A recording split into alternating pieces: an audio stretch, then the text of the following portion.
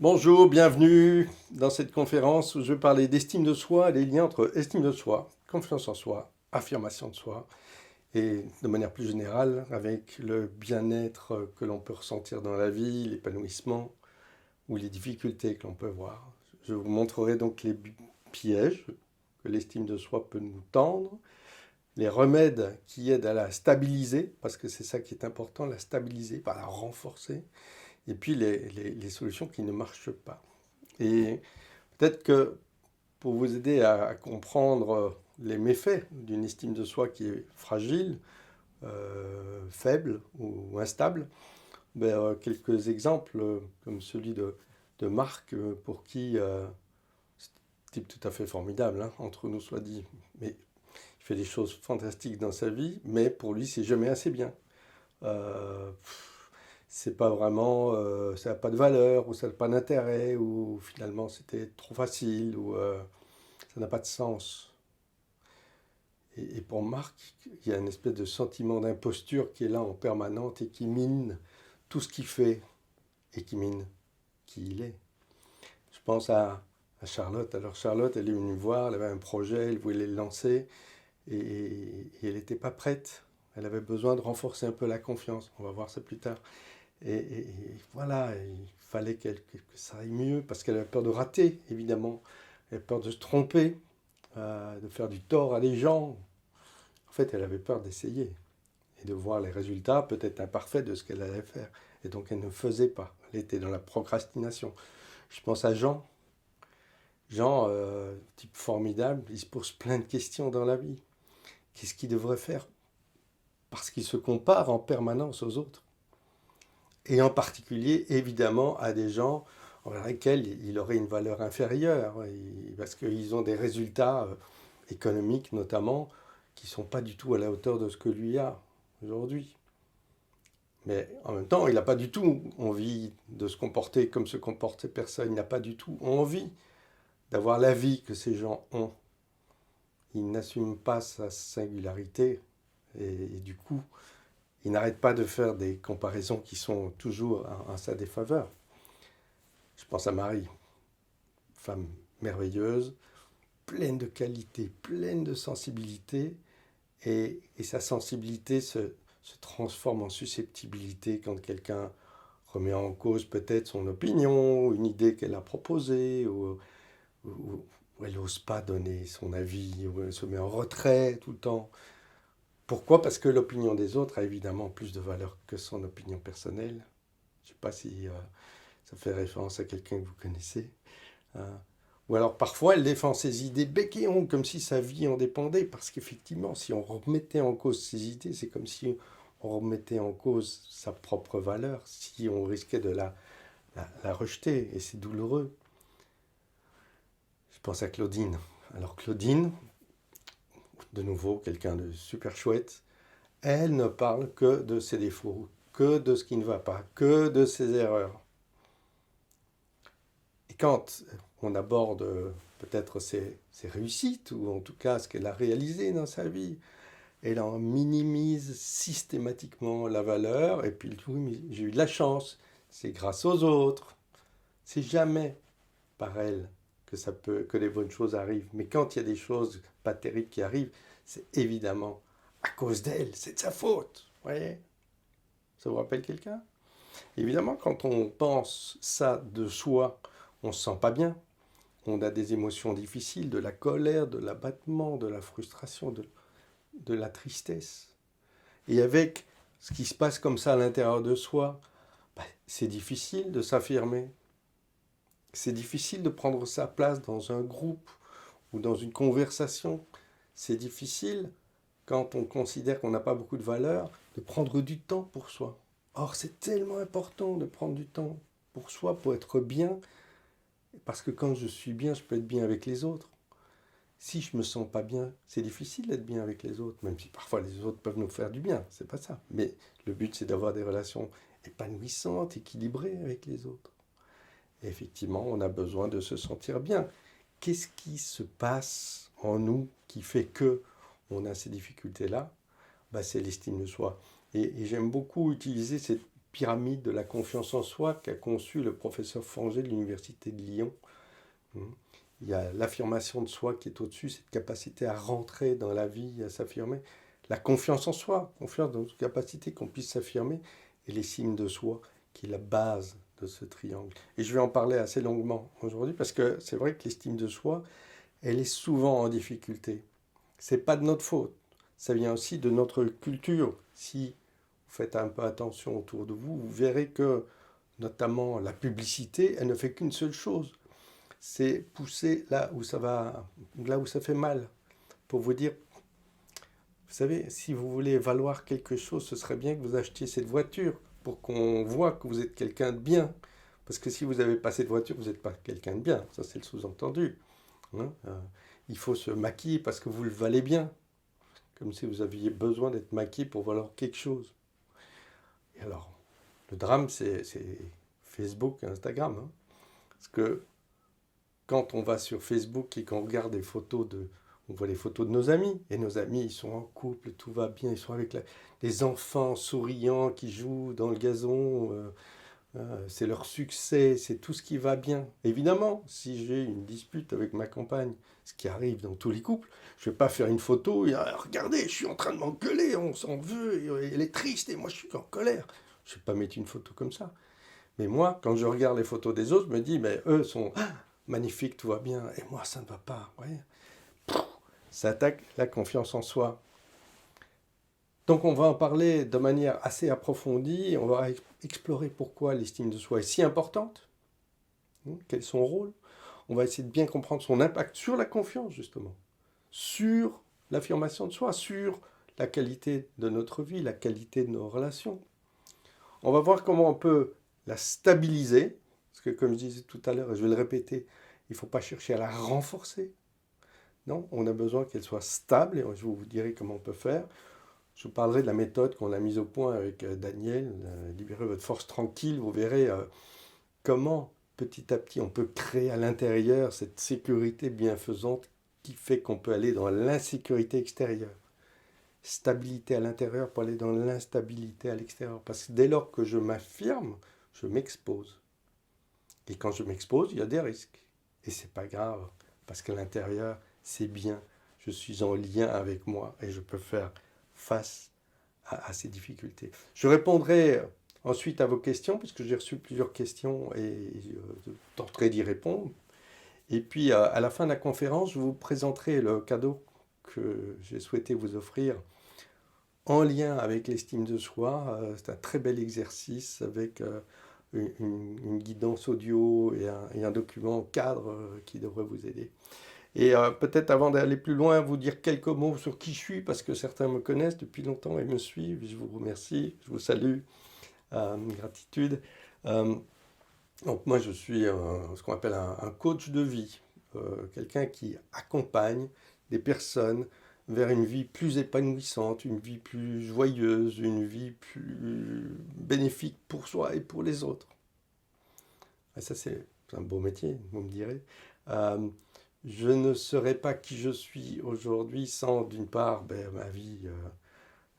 Voilà, j'ai une chouette vie sentimentale, j'ai des enfants magnifiques, adorables, fantastiques, que j'accompagne dans l'entrée dans le monde adulte.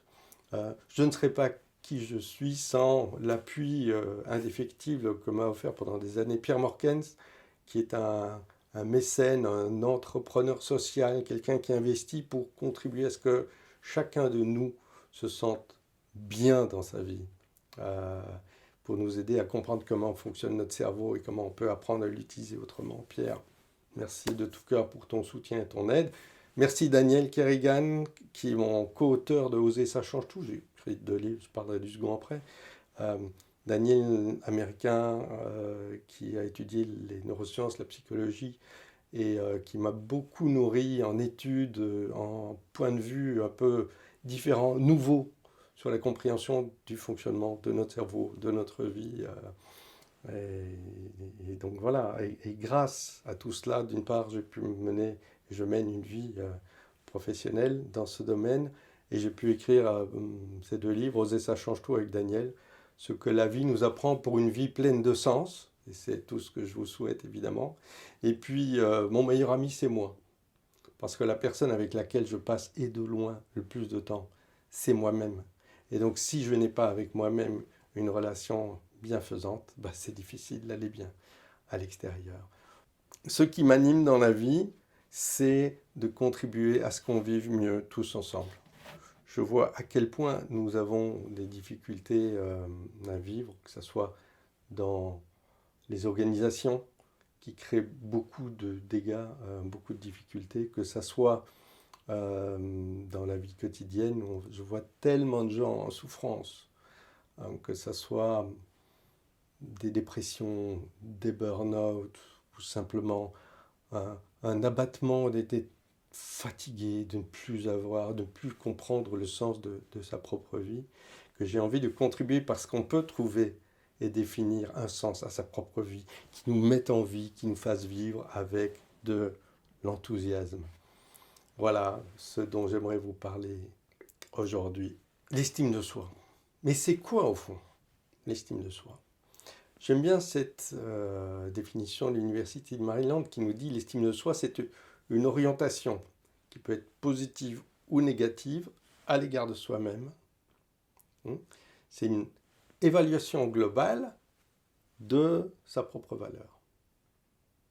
On voit là-dedans qu'il y a deux niveaux qui se chevauchent. Il y a d'une part le fait que c'est une estimation, quelque part, une évaluation de notre valeur. Et du fait de cette évaluation, ça va générer des sentiments qui sont positifs ou négatifs. Alors, quand les gens viennent me voir, très souvent, ils viennent parce qu'ils aimeraient s'affirmer davantage dans la vie. Ils aimeraient changer leur vie, ils aimeraient mettre des limites par rapport à une situation qui ne leur convient plus, un management qui leur met trop de pression, ou ils ont envie de rentrer dans une relation sentimentale ou d'améliorer leur relation familiale. Ils ont envie de lancer un projet, ils ont envie de prendre la parole en public. Ça, beaucoup de gens, c'est difficile de prendre la parole en public. Ils me disent, Pierre, je voudrais que vous m'aidiez à avoir davantage confiance en moi, parce que je voudrais m'affirmer davantage. Et une des premières choses que je fais, c'est les aider à comprendre que ce n'est pas dans ce sens-là que ça se passe. En fait, la confiance en soi, c'est l'idée que je me fais de ma capacité à réaliser quelque chose. Rappelez-vous le vélo. Au début, vous ne saviez pas faire de vélo. Ce n'est pas une capacité innée. Et donc, vous avez peut-être pris un vélo, et puis vous avez essayé de rouler, vous avez appris que vous ne saviez pas rouler. Et petit à petit, vous vous êtes entraîné, on vous a peut-être aidé, et puis vous avez fait 1 mètre, 10 mètres, 100 mètres, et puis vous avez commencé à rouler facilement, sans une main, sans les deux mains. Et puis aujourd'hui, vous avez confiance, quand on vous prête un vélo, de savoir rouler sur ce vélo. La confiance, cette idée que je me fais d'avoir la capacité de faire quelque chose, naît donc des expériences que je mène. Et alors, qu'est-ce qui me permet de mener ces expériences alors que je n'ai pas encore confiance? C'est justement l'estime de soi. C'est cette relation affective que j'ai avec moi qui me permet de prendre le risque de me planter, d'essayer de faire quelque chose en sachant qu'au début, je n'y arriverai sans doute pas, mais d'être toujours là pour me récupérer. Vous voyez, comme une mère aimante, en principe, est là pour nous récupérer quand on se casse la figure en vélo, et là, c'est pas grave. C'est comme ça qu'on apprend, t'inquiète pas. Je t'aime, mon fils, ma fille. Et donc, voilà, c'est dans l'autre sens que ça marche. On a besoin de s'affirmer pour construire la confiance, et ce qui permet de s'affirmer quand on n'a pas encore confiance, c'est l'estime de soi. D'où son rôle essentiel. Et évidemment, c'est plus simple, c'est pas juste des catégories très drastiques, tout ça est très complexe, intermédiaire, mais j'aime bien l'illustration du professeur Fanger parce qu'elle nous permet, elle simplifie les choses à des fins pédagogiques. C'est plus complexe que ça aussi, encore, puisque nous avons 2 niveaux de confiance en soi, si je puis dire. La confiance en soi spécifique, qui est liée à un domaine donné, et la confiance en soi générique, qui elle est plus générale. La confiance en soi spécifique, j'ai confiance en moi quand il s'agit de prendre la parole en public. J'ai pas du tout confiance en moi si je vous invite à manger et que je dois faire à manger. J'ai pas du tout confiance en moi. Je vais devoir lire les recettes, relire. Attention, je vais me tromper. Certaines personnes peuvent avoir des difficultés à rentrer dans leur intimité et parler de leur sensibilité à quelqu'un d'autre. Je peux parler en public avec brio et être incapable de parler de mon intimité. Ce sont des domaines différents. Confiance en soi spécifique, mais il y a aussi la confiance en soi générique. J'aime bien l'illustrer par Tintin. Vous voyez, Tintin, il a confiance, lui. On lui donne n'importe quelle mission, il est parti. Que ce soit 20 milieux sous les mers ou sur la Lune, une île mystérieuse, il n'y a pas de souci pour Tintin, il peut y aller. Il y a cette couche de confiance qui est là, qui fait que, quel que soit le domaine dans lequel il est invité à rentrer, il a confiance dans le fait qu'il va pouvoir s'en sortir. Confiance en soi spécifique dans différents domaines, générique, plus général, et l'estime de soi, en deux couches aussi, l'estime de soi conditionnelle. Comme son nom l'indique, c'est celle qui est liée à des conditions. J'ai une bonne estime de moi si les conditions sont remplies pour cela. Si l'idée que je me fais de l'image que j'ai à l'égard du public est positive, parce que j'ai été qualifié pour The Voice, parce que j'ai gagné beaucoup d'argent et que j'ai une grosse maison, une grosse voiture, parce que je suis une femme magnifique et assez sexy, parce que j'ai un diplôme tout à fait exceptionnel, parce que je suis l'homme le plus fort du monde, parce que j'ai beaucoup d'argent. Tout ça sont des facteurs extérieurs qui vont contribuer à mon estime de soi conditionnelle. La difficulté, évidemment, c'est que si ces conditions sont mises à mal, mon estime de moi conditionnelle est mise à mal. Et là, je peux rentrer dans la souffrance, et c'est difficile. Vous voyez ? C'est pour ça que, et ça va être les points d'attention de cette conférence, c'est que en dessous de cette estime de soi conditionnelle, il y a une autre estime de soi dite inconditionnelle. Elle ne dépend pas de conditions extérieures. J'ai une estime pour moi-même qui est stable, quels que soient les événements extérieurs. Cette estime de soi, c'est un peu comme cette valeur que des parents vont accorder à leur enfant nouveau-né. Voilà, il vient de naître, on le met dans leurs bras. Cet enfant a une valeur inimaginable, inestimable. Il ne parle pas anglais, il ne connaît pas l'informatique, il n'a pas un balim à poil, il n'est même pas maquillé, rien. Quelle valeur il a. Comment peut-on apprendre chacun à s'accorder à soi-même cette valeur inestimable, inconditionnelle, qui ne dépend pas de nos résultats, qui est une valeur affective. C'est de la tendresse, c'est de l'appréciation, comme on apprécie nos amis. Il y a quelqu'un a dit, un ami, c'est quelqu'un qu'on connaît tellement bien qu'on l'aime quand même. On s'en fout, qu'il soit un peu plus, un peu moins. On l'aime, c'est un ami. Comment je peux m'accorder à moi-même cette estime de soi? Donc, en récapitulant, l'affirmation de soi, la confiance en soi spécifique, générique, l'estime de soi conditionnelle, l'estime de soi inconditionnelle. Quand cette estime de soi inconditionnelle n'est pas là, n'est pas au rendez-vous, c'est l'estime de soi conditionnelle qui tient toute la pyramide. Et qu'est-ce qui se passe quand elle est haute ou fragile?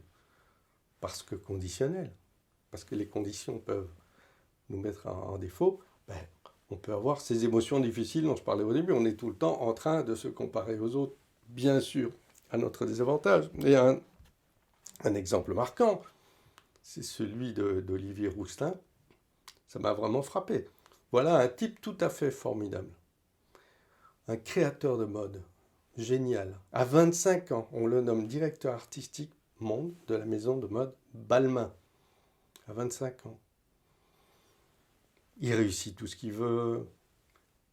c'est un super influenceur. 5 millions de followers sur Twitter, de gens qui le suivent. Et en fait, je l'ai entendu en interview dans son intimité, à l'occasion de la présentation d'un film qui lui est dédié, qui est un documentaire, qui parle du fait que Olivier Rousteing est né sous X. Ça veut dire quoi? Ça veut dire qu'à sa naissance, sa mère l'a quelque part abandonné ou cédé à d'autres personnes pour qu'on prenne soin de lui, parce qu'elle pensait peut-être ne pas pouvoir s'en occuper. Ça a créé en lui une douleur, un manque fondamental. Et cet homme dont tout le monde a l'impression qu'il a une confiance en soi incroyable, révèle qu'en fait il n'a pas confiance en lui, fondamentalement. Comment peut-il considérer être quelqu'un de bien, qui mériterait la confiance, qui mérite son estime, puisque sa mère a considéré qu'il n'y avait pas de valeur, l'a passé à quelqu'un d'autre. En tout cas, c'est son interprétation de ce geste-là. Ça montre bien les dégâts de cette estime de soi fragile, qui fait naître, même chez un homme qui a un tel talent, une telle réussite, une telle reconnaissance, un sentiment permanent d'imposture. Le problème avec cette estime de soi fragile, c'est qu'elle va nous entraîner aussi dans un système d'auto-renforcement. Quand notre estime de soi est faible, on a tendance plutôt à se critiquer. Et l'autocritique va nous amener à sentir régulièrement de la culpabilité, de la honte, à nous dénigrer, à nous saboter. Ça va nous conduire à une haine de soi. Et en plus, c'est un système, comme je dis, qui va s'auto-renforcer parce que quand on est dans une dépression, et l'autocritique va nous conduire petit à petit à la dépression, on rentre dans un système où on cherche à auto-vérifier les critiques que l'on se porte. Et donc on va interpréter négativement ce qui nous revient du monde extérieur comme des éléments de critique de soi qui vont encore diminuer la valeur que nous avons à nos yeux et vont encore renforcer ce côté déprimant et de burn-out. Et à côté de cette estime de soi fragile, on peut aussi avoir des soucis avec une estime de soi haute. Paradoxal, n'est-ce pas? Mais une estime de soi haute, c'est quelqu'un haute, fragile, pour reprendre les termes de Christophe André. Une estime de soi haute, fragile, c'est quand j'estime ma valeur conditionnelle au-delà de la réalité. Et on a un exemple merveilleux pour ça, je le remercie du fond du cœur, parce qu'en termes de pédagogie, c'est le champion du monde, c'est le président Trump. Donald Trump, il suffit de regarder, il y a des vidéos, les montages, où il dit dans 20 domaines différents d'expertise, personne ne connaît ceci mieux que moi. Que ce soit la médecine, les finances, la construction, la défense nationale, la diplomatie, la santé publique. Il connaît mieux que tout le monde. Qu'est-ce qui se passe chez Donald Trump? Si on prend la pyramide, une confiance en soi générique en béton armé qui fait qu'il a l'impression d'avoir confiance dans n'importe quel domaine. Pourquoi c'est comme ça? Parce qu'il a une estime de soi conditionnelle complètement démesurée, estime de soi haute et fragile, puisqu'il ne supporte pas la moindre critique. Quand il se lève le matin, ses équipes ont pour mission de lui transmettre tous les articles de presse qui parlent de lui positivement et de cacher tout le reste. Et pourquoi a-t-il besoin de ça? Parce qu'il a besoin d'une armure pour masquer une estime de soi inconditionnelle, absente ou détériorée. Le problème avec ces estimes de soi hautes, fragiles, c'est que ça amène ces personnes, et visiblement, il suffit de voir comment Trump traite les gens, que ce soit ses concurrents, les journalistes, les autres dirigeants politiques du monde, il les accuse, c'est tous des nuls. Lui, il est génial. Hein? Et donc, c'est quelque part, tu es fautif, tu es responsable, tu es coupable, tu ressens la honte. Il fout la honte à tout le monde. Et si en face de lui, il a des gens qui ont une estime de soi faible ou fragile, les personnes qui entendent ça se disent «Ah, ouais, il a raison, j'ai tort, je suis fautif, je suis coupable. Oui, je sens, j'ai honte.»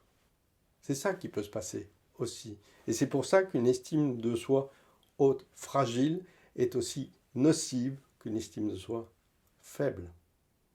Et pour ça que nous avons besoin de créer en nous une stabilité intérieure, comme je citais tout à l'heure, à l'image de ce surfeur.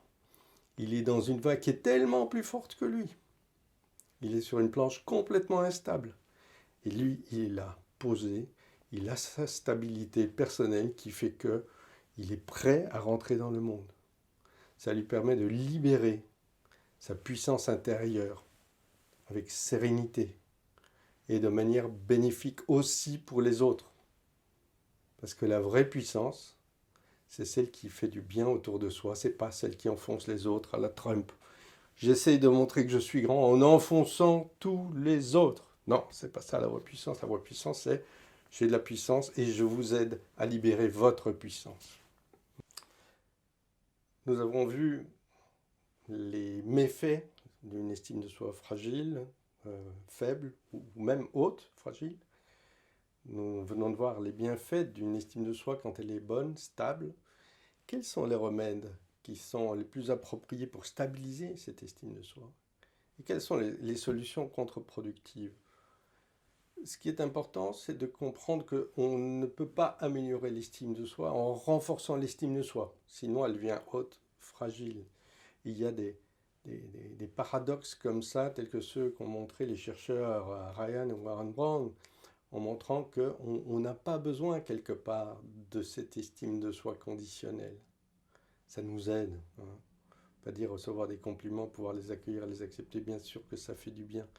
Mais ce dont on a le plus besoin, et les études le confirment, c'est d'avoir de la bienveillance envers soi, d'avoir de l'autocompassion pour soi, une tendresse, une envie qu'on aille bien, une envie qu'on arrête de souffrir et qu'on soit vraiment à nos côtés, comme un ami, une amie, et pas comme notre propre ennemi. Cette bienveillance envers soi, ça va être la colonne vertébrale, ce qui va donner cette stabilité à l'ensemble de notre triangle de la confiance en soi. On va apprendre à être avec soi et plus contre soi. Alors c'est quoi la bienveillance envers soi? On peut la pratiquer de différentes manières. Moi j'ai étudié ça notamment en regardant quelles sont les qualités de l'amitié. Quelles sont les qualités que nous apprécions chez nos amis? Quelles sont les qualités qui font que l'on considère ces personnes comme des amis? Et je vais en développer quelques-unes. La première, c'est qu'un ami, ça, dans le sondage que j'ai fait, c'est 400 personnes à peu près qui ont répondu, la première qualité qui sort, c'est un ami ou une amie, c'est quelqu'un qui m'accepte et m'apprécie tel que je suis. Vous voyez, c'est cette estime inconditionnelle qu'on reçoit de nos amis. C'est ça qui est précieux. Et c'est ça qu'on peut apprendre. Un ami, il est là pour me soutenir aussi. Il est à mes côtés, il est avec moi. Il comprend mes difficultés, il les respecte. Il ne m'en veut pas quand je fais quelque chose, quand je fais un pas de travers. Il ne me critique pas en tant que personne quand je fais une erreur ou que je n'obtiens pas le résultat que je veux. Il est avec moi. Un ami, il connaît mes aspirations, il connaît mes valeurs, il les respecte aussi. Il n'est pas forcément du même avis, mais il écoute, il respecte. Et puis, et je crois que c'est une qualité tout à fait essentielle. Un ami, il aime passer du temps avec moi et vice-versa. Et la bienveillance envers soi, ça commence peut-être par ça. Le fait d'apprendre à prendre du temps avec soi pour être là vraiment à nos côtés, pour s'écouter dans notre fragilité, pour s'écouter dans les émotions peut-être moins confortables que l'on peut vivre, parce qu'elles parlent de nous, elles parlent de nos besoins non satisfaits, elles nous aident à savoir comment je peux apprendre à passer ce temps-là avec moi. Parce que dès lors que j'apprends à m'accepter, m'apprécier tel que je suis, hein, j'adore cette phrase du psychologue humaniste Carl Rogers qui dit ben, dès que je m'accepte tel que je suis, je change. Voilà un curieux paradoxe. Je n'ai pas besoin de changer pour m'apprécier, mais comme je m'accepte et je m'apprécie, je suis aussi stimulé à évoluer. Ce qui est parfait dans ma vie, c'est mon imperfection. Nous sommes tous des êtres humains par essence imparfaits. Et si on peut juste dire ça, comme quand je me balade dans une forêt, oui, bien sûr, peut-être cet arbre-là est un peu mieux que l'autre, mais je les aime tous, ces arbres, parce que ces arbres, ils forment cette forêt magnifique dans laquelle j'aime me promener. Je ne suis pas en train de dire, bah, celui-là, il faudrait l'enlever, celui-là, il faudrait l'enlever, sauf s'il va me tomber dessus, mais c'est différent. Ce qui est parfait, c'est notre imperfection, et c'est ça qu'on a besoin d'apprendre à accepter et apprécier. Et les études nous confirment de manière multiple que quand je m'accepte tel que je suis, ça renforce ma motivation à m'améliorer. Ça renforce ma possibilité de me sentir heureux. Ça améliore ma santé mentale. Et aujourd'hui, de plus en plus, on utilise la compassion comme un levier central de psychothérapie, notamment pour les gens qui sont vraiment en grosse difficulté. Et quand je suis avec moi, que je m'accepte et je m'apprécie, je peux vivre de manière plus cohérente dans ma singularité, dans qui je suis vraiment. Et cette autoconcordance, cette congruence intérieure, qui n'est jamais qu'une tension vers, on n'est jamais complètement cohérent, on est multiple et on est imparfait, mais c'est cette tension vers cette cohérence avec sérénité qui va faire en sorte que je vais me sentir vraiment bien, que je suis content d'être qui je suis. Donc la bienveillance envers moi, ben, c'est la clé. Parce que quand je suis vraiment bienveillant, amical, profondément bon, dans le sens de bonté avec moi, ben, d'une part, ça ne me prive de rien, parce que contrairement à ce que pensent beaucoup de personnes, le fait de se critiquer, ça ne nous aide pas à progresser, ça nous tire vers le bas. Moi, je parlais de toutes les études sur l'autocritique, l'autodénigrement, de tout ce que ça nous amène.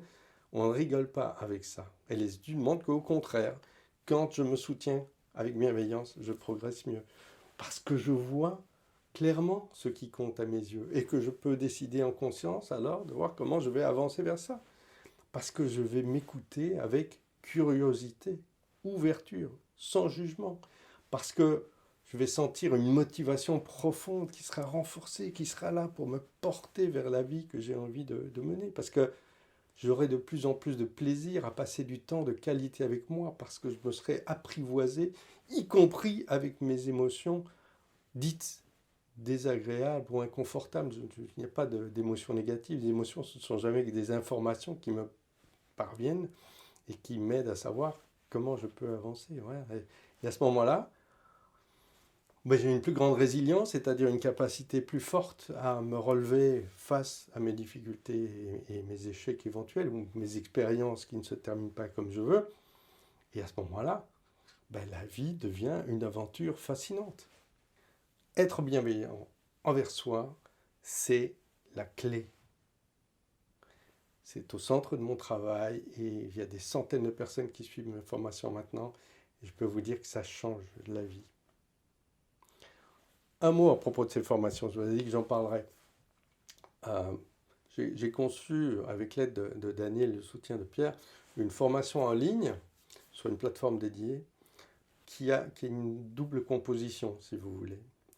D'une part, c'est un parcours qui va s'ouvrir progressivement au fur et à mesure que vous avancez dans la formation. Des modules supplémentaires vont s'ouvrir, 5 modules dont je vous parlerai dans un instant, et dans laquelle je vais développer ce que vous avez besoin de connaître et de faire pour développer cette bienveillance envers vous. Il y a à peu près 2h30 d'audiovisuel. Ce sont des vidéos relativement courtes, 7 à 8 minutes en moyenne, dans lesquelles je développe du contenu pédagogique qui va vous aider à transformer vos pensées. Parce que nous avons besoin d'apprivoiser cette autocritique. Il ne faut pas le repousser. Il faut faire la paix avec lui aussi. Et je vous apprends comment le faire. C'est de la pédagogie parce que notre cerveau, il a une série de croyances qui nous font du tort. Et si nous avons envie de faire évoluer ces croyances, il faut aider notre cerveau à comprendre. Comprendre est important, mais ne suffit pas. Il y a aussi 14 exercices, il y en a même plus, on en parlera dans un instant, des exercices pour passer à l'action.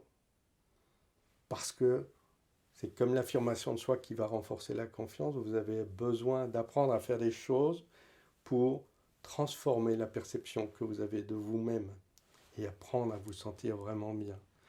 Il y a à peu près 7 heures de vidéos supplémentaires, ce sont des conférences, j'en parlerai dans un instant, des webinaires mensuels que j'ai enregistrés, qui sont des webinaires où je réponds à vos questions. Et puis, cette plateforme, elle est accessible au minimum, et c'est l'engagement que je prends pendant 1 an.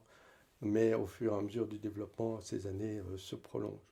Donc, des vidéos, des audios, des exercices en PDF ou en guide audio.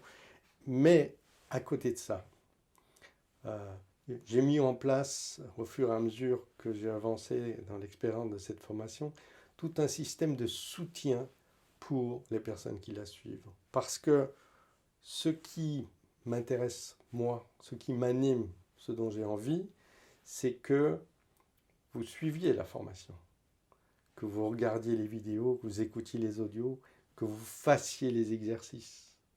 Et pour ça, toutes les semaines, je vous écris des mails qui vous encouragent, qui vous donnent des petits trucs pour faire en sorte petit à petit que, allez, on y va et on se transforme. Parce que si vous voulez apprendre à nager, vous avez besoin d'aller dans l'eau. Il faut nager pour apprendre à nager. On n'apprend pas la natation en lisant des documents, des livres, ou en regardant des vidéos. Donc là, moi, je vous aide à passer à l'action. Et puis, à côté de ce soutien par email, pendant 8 semaines, on est là et on ouvre progressivement les modules pour vous soutenir, j'organise tous les mois un webinaire privé, rien que pour les personnes qui suivent la formation, pour répondre aux questions qui me sont posées. Parce que souvent, quand quelqu'un pose une question, les réponses sont intéressantes pour les autres aussi. Et ça se passe dans l'anonymat, bien sûr. Lorsque c'est nécessaire, je réponds aussi de manière personnelle, par email, aux questions plus personnelles, plus spécifiques qui me sont posées. Parfois, ça va jusqu'à un entretien sur Skype quand c'est nécessaire aussi. Et certaines personnes vont un peu plus loin en faisant du coaching individuel en ligne avec moi. Voilà, un soutien personnalisé de cette formation composée de 5 modules principaux qui vont vous aider à comprendre d'abord et avant tout pourquoi c'est si important d'apprendre à se soucier de soi. Prendre soin de soi, pour beaucoup de gens, c'est de l'égoïsme, alors que non, c'est de l'altruisme. Je ne peux pas être bien avec l'autre si je ne suis pas bien avec moi, si je suis en désarroi. Imaginez un médecin chez qui vous allez vous faire soigner et le médecin est malade. Ça ne va pas. Dans l'avion, le masque à oxygène qui tombe, on vous dit mais mettez d'abord le masque et puis vous occupez des autres. C'est ça, comprendre l'importance de se soucier de soi. Et je passe du temps pour en parler, pour expliquer aussi au niveau culturel pourquoi ça nous est compliqué, pour de nouveau assouplir notre cerveau et nous ouvrir à des idées différentes, qu'il a plutôt tendance à repousser dans un premier temps, alors qu'on en a tellement besoin individuellement et pour les autres aussi. Ensuite, comment se soucier de soi? C'est important de savoir comment on peut faire. Et puis le troisième module, qui est le centre en fait de la formation, est sur la bienveillance, la compassion et l'autocompassion. La compassion, c'est ce que je ressens en moi et qui va me motiver à agir lorsque je vois quelqu'un en souffrance. Donc je développe ça de manière bien détaillée. Et puis, on va passer à l'action. Comment mieux vivre avec soi d'abord, avoir cet équilibre, ce dynamisme que m'apporte mon meilleur ami quand il est avec moi. Et puis, comment mieux vivre avec les autres aussi, parce que nous sommes espèce humaine, une espèce profondément sociale, et nous vivre avec les autres et prendre soin des autres, et prendre soin de la nature aussi, est fondamental pour avoir une vie épanouissante individuellement et collectivement. Donc ces 5 modules. Euh, alors j'ai reçu plein de témoignages de clients euh, qui me disent que leur vie a changé, mais que ça a aussi un impact positif sur leur vie de couple ou de famille ou professionnelle. Euh, on m'a écrit que c'est vrai qu'il faut persévérer dans la formation, mais que ça vaut tellement le coup. On m'a dit, c'est tellement plus facile maintenant. Maintenant que je ne me freine plus, maintenant que je ne suis plus contre moi, mais que je suis avec moi, je peux rentrer dans la vie et faire ce que j'ai envie de faire, sans forcément avoir tous les succès du monde, mais ça n'a pas d'importance. Je vis en cohérence. Et puis, j'ai eu des témoignages sur la légèreté de la vie. Si vous allez sur le site, vous pourrez voir quelques témoignages vidéo. Alors, j'en fais pas beaucoup, parce que je devrais peut-être en faire plus. Mais notamment, j'ai eu une interview, conversation comme ça avec Céline et avec Chantal, où elle parle de ce qui s'est passé pour elle. Alors, aujourd'hui, à l'occasion de cette conférence, j'ai envie de vous offrir cette formation à un prix super intéressant, puisqu'au lieu de 355 euros, je vous la propose à 247 euros. Ouais, les 2h30 de vidéos pédagogiques, les 7 heures de webinaires enregistrés, ça augmente tous les mois, tous les mois. Et là, il va y en avoir un.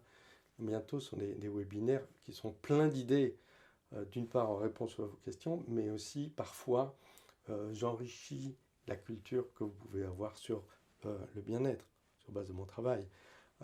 Il y a le soutien avec les webinaires mensuels, avec les emails hebdomadaires, avec les interactions en direct avec moi. Et puis, je vous propose aussi 4 bonus, 4 cadeaux.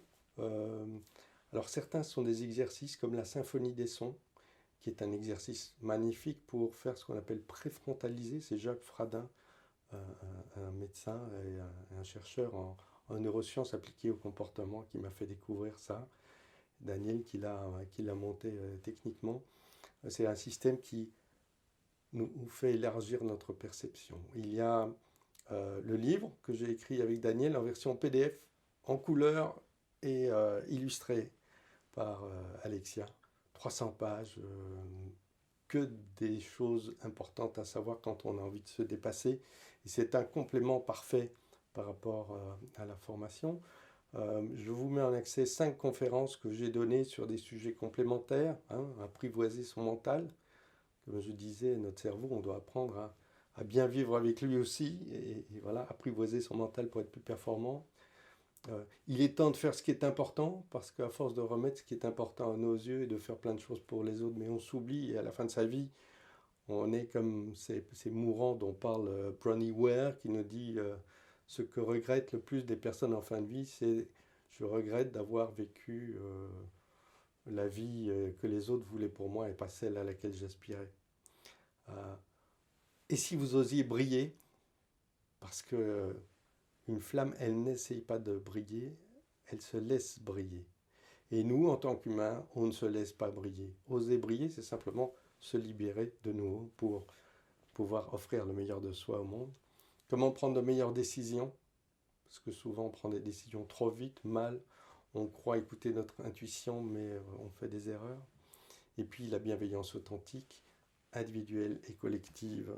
5 conférences donc offertes, plus en 4e cadeau, je vous offre 2 exercices supplémentaires. Il y en a un qui consiste à vous aider à visualiser un objectif pour être en meilleure condition de progresser vers celui-ci. Il y a un guide audio qui vous aide à faire ça. Il y a le pack aventure, autre exercice appris de Jacques Fradin, passionnant pour mettre de la souplesse, de la flexibilité, faire ce que j'appelle le yoga mental. Et puis en plus, je vous offre le manifeste de l'amitié avec soi, qui est une synthèse, les 10 règles fondamentales importantes à suivre si on veut être un bon ami pour soi. Et puis pour les plus rapides, euh, une séance de 30 minutes de coaching en ligne, individuel. Ça, c'est du one-to-one. Vous êtes mon invité. Je vous accueille sur Skype ou ce que vous voulez, FaceTime ou WhatsApp. Et pendant une demi-heure, je suis là pour que vous puissiez me parler des choses plus personnelles qui vous posent difficulté. Voilà. Une demi-heure rien que pour vous.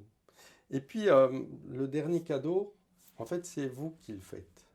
Le dernier cadeau, c'est lorsque vous aurez acheté cette formation, j'offrirai de votre part une formation équivalente avec tout le support à Médecins sans frontières. Vous savez que les médecins et le personnel infirmier et de logistique de Médecins sans frontières est confronté en permanence à de la souffrance.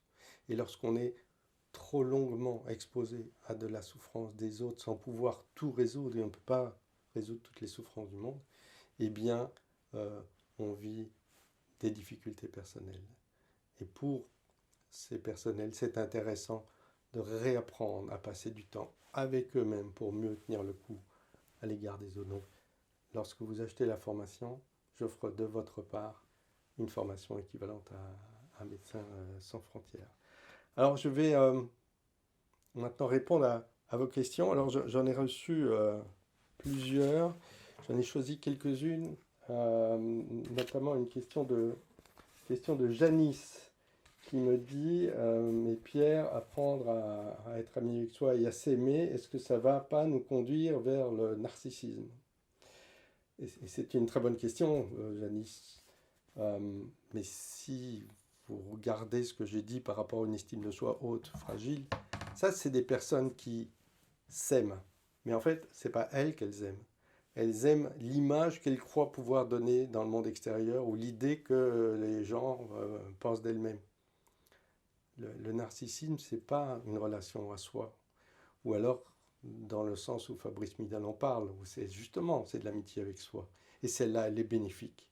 Donc non seulement ce n'est pas du narcissisme, mais au contraire, c'est une antidote du narcissisme, puisque quand je suis vraiment bien avec moi, je n'ai plus besoin d'essayer de me valoriser aux yeux des autres.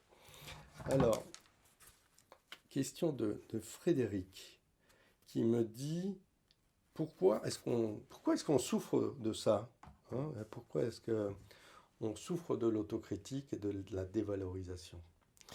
Eh bien, encore excellente question, Frédéric. Le fait est que l'autocritique, c'est un mécanisme de protection que nous mettons en œuvre et qui nous vient de l'origine de notre espèce, puisque nous sommes une espèce sociale.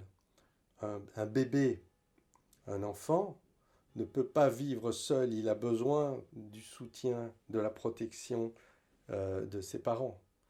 Et donc, lorsque nous recevions les critiques de nos parents, nous voyions ça comme une menace d'être rejeté ou abandonné. Si je ne fais pas ce que mes parents attendent de moi, alors je risque de me retrouver seul et de mourir. Et donc, qu'est-ce que nous avons fait? Nous avons internalisé les critiques de manière à pouvoir les anticiper. Je sais que dans notre civilisation, on ne mange pas avec les doigts.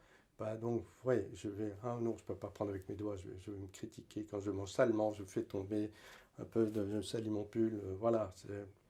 Et donc, j'internalise la critique pour anticiper celle que je pourrais recevoir des autres. Évidemment, tout ça part en vrille avec un mécanisme que le grand chercheur en psychologie, Martin Seligman, appelle les 3 P, personnalisation, perméabilité et permanence. Personnalisation, plutôt que de critiquer quelque chose que je fais ou que j'ai fait ou pas fait, qui est un fait, quelque chose, hein, je vais tourner la critique vers ma personne.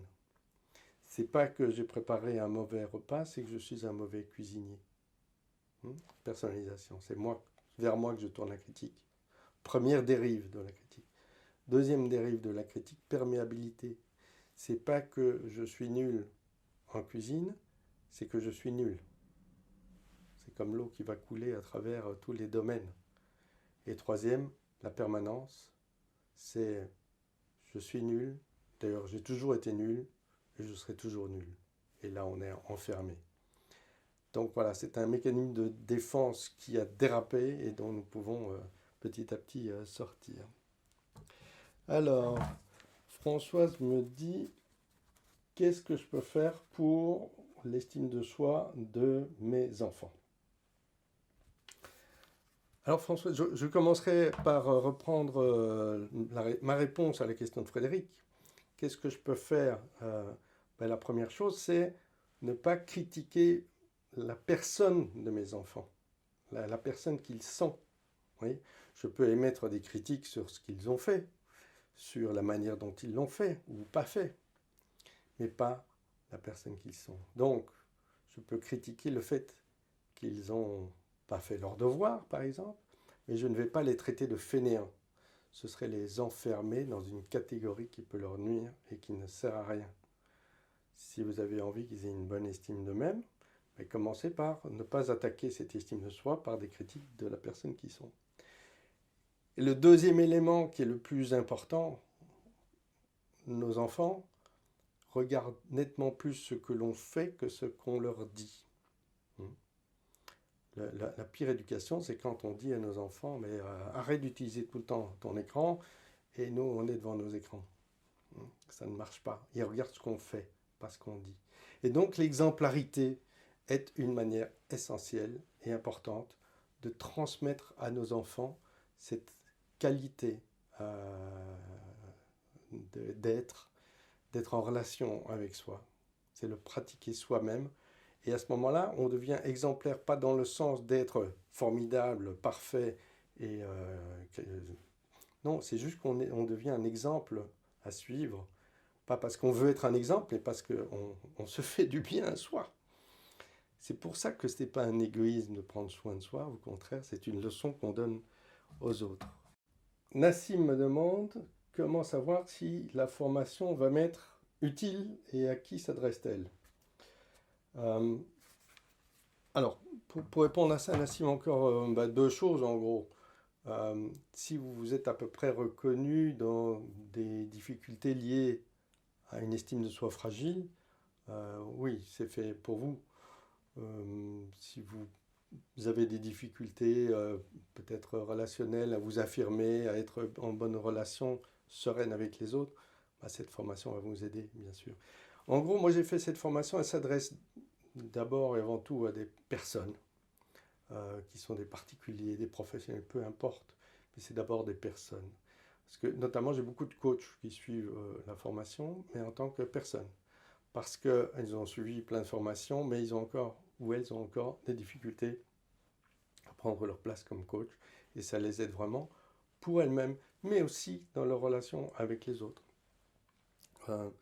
C'est évidemment bénéfique pour quelqu'un qui a envie de progresser dans la vie. Parce que souvent, encore une fois, notre pire ennemi, c'est nous-mêmes.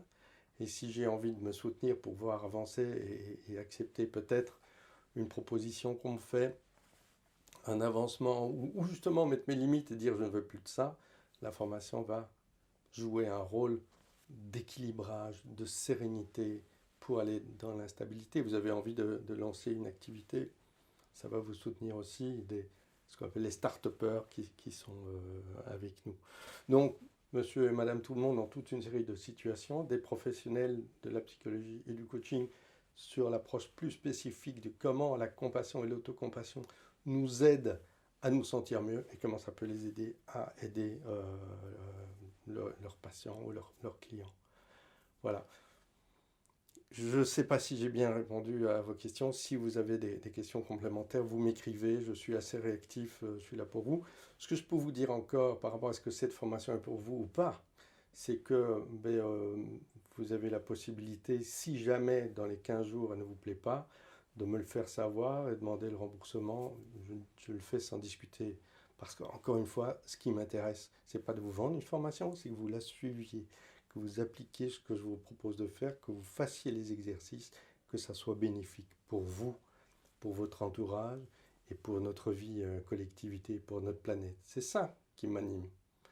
Sinon, je ferai des formations sur le succès ou comment devenir riche. Ça n'a pas de sens pour moi. Moi, j'ai vraiment envie que ça vous convienne. Donc, si ça ne vous convient pas, dans les 15 jours, m'envoyez un petit mail. Et pas de discussion, il ne faut pas se justifier. Voilà, alors, je vous avais promis un exercice. L'exercice que je vous offre aujourd'hui s'appelle le RAIN. Il vient d'une américaine qui s'appelle Tara Brach, qui a écrit un livre sur l'acceptation radicale. Cette acceptation dont je parlais tout à l'heure et telle que je l'ai étudiée dans les cours d'un universitaire hollandais. Le RAIN, c'est un acronyme. RAIN, c'est la pluie, mais c'est R-A-I-N. C'est le R de commencer par reconnaître ce qui se passe. Je vous ai dit, être un ami pour soi, c'est passer du temps avec soi. C'est aller voir qu'est-ce qui se passe en moi qui fait qu'il y a du bazar. Sans essayer de repousser ma colère, ma tristesse, mon abattement, mes peurs. Mais au contraire, reconnaître, ah, il y a ça en moi pour l'instant. Deuxième, c'est justement, j'ai reconnu, je vois que c'est là, mais je vais accepter dans sa globalité ce qui se passe. Je suis triste. Je vais le reconnaître que je suis triste. Je vais l'accepter, le laisser même vivre en moi. Et puis, le I, investiguer. Je vais investiguer avec soin, avec curiosité. Qu'est-ce qui fait que je ressens ça maintenant? Qu'est-ce qui s'est passé? Ça parle de quoi par rapport à moi? Ça parle de quel besoin qui ne serait non satisfait? Ça parle de comment je me traite aussi et comment j'ai besoin d'apprendre à me traiter, ce qui nous amène au N, de nourrir avec autant compassion cette difficulté que j'ai. Le RAIN, c'est à la fois une méditation guidée que vous pouvez télécharger et puis un document qui vous explique comment suivre ça. Alors, on arrive à la fin de cette conférence. J'espère qu'elle vous aura apporté ce dont vous avez besoin. Ce que je vous recommande vraiment de faire, c'est de comprendre à quel point il nous importe de transformer cette relation à soi. Moi, ça a été une révolution dans ma vie. Je vous disais, j'ai fait 20 ans de thérapie et autres. Quand j'ai compris que il suffisait d'apprendre à faire ça. Alors, c'est pas facile. Moi, j'ai dû défricher le terrain avant de mettre en place une méthode qui tienne la route et qui soit compacte. Il m'a fallu des années. Mais une fois que j'ai compris le bienfait que ça a pour moi, ça a transformé ma vie, ça a transformé mes relations, ça m'apporte du bien-être, de la créativité, de l'enthousiasme. J'adore ce mot-là. L'enthousiasme, c'est entheos, quand les dieux sont avec moi. C'est vraiment ce que je vous souhaite de découvrir, de vous offrir, parce que c'est vrai que c'est un acte de générosité pour soi, mais qui fait du bien aussi aux autres. Et puis, je serais ravi de vous aider à parcourir ce chemin de la vie, et de commencer comme ça ensemble pendant quelques semaines et même plus longtemps, pour que vous ayez une vie épanouissante et bienfaisante. C'est tout ce que je vous souhaite. Merci d'être resté avec moi jusque maintenant. Et puis, profitez des conditions. Si vous êtes intéressé, ça vaut vraiment la peine. Saisissez-les. C'est le moment, c'est l'instant. À bientôt et merci.